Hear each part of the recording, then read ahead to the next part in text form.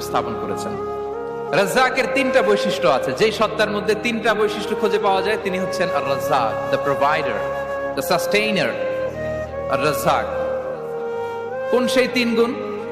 এক নম্বর গুণ হচ্ছে নো ডেফিসিয়েন্সি, তার কোনো অভাব থাকবে না। হু continuously provide sustenance to his creatures, যে লাগাতার নিয়মিত প্রতিনিয়ত তার সৃষ্টিকে রিজিক দেন এবং গোটা বিশ্বকে রিজিক সরবরাহ করতে যে তার ধনভাণ্ডারের 1 ইঞ্চিও কমে না। সুবহানাল্লাহ বিহামদি। এই যে সাইয়েদনা আদম আলাইহিস সালাম থেকে শুরু করে আপ আনটিল নাও গোটা বিশ্বের সবগুলো মানুষকে, জিন জাতিকে, পক্ষীকুল, সাগরের অতল গহ্বরে দ্য ব্লু ওয়েল, নীল তিমিগুলোকে, বিশাল মাছগুলোকে, এই সব কিছুকে যে আল্লাহ তাআলা রিজিক সরবরাহ করছেন, আল্লাহর যে ধনভাণ্ডার একটু কমে আসার কথা না এতদিনে? কি বলেন? এত হাজার হাজার বছর রিজিক দেওয়ার পরেও তার ধনভাণ্ডার কমে নাই না।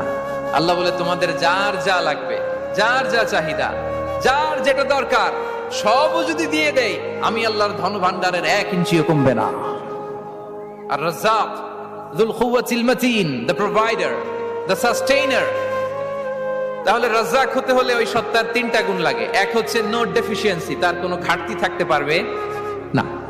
2 নম্বর কোয়ালিটি হচ্ছে নেভার ফরগেটফুল, তিনি ভুলতে পারবেন না।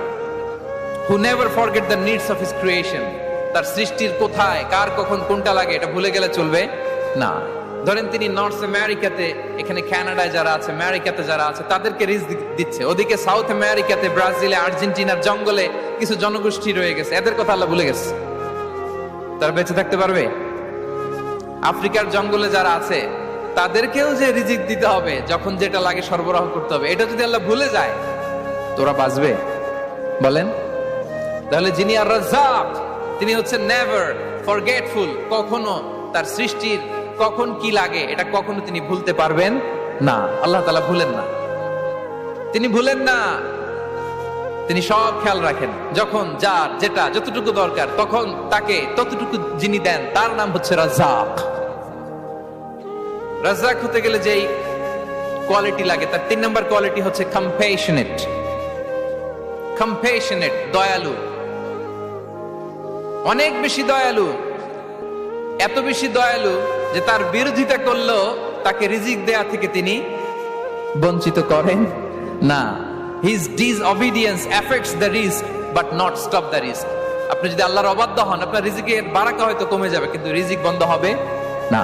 যে গোটা বিশ্বে যারা অবিশ্বাসী আছে, যারা নাস্তিক আছে, যারা আল্লাহদ্রোহী আছে, তারা কি খেয়ে পরে বেঁচে নাই? বলেন, তাদেরকে কি আল্লাহ তাআলা রিজিক দিচ্ছে না?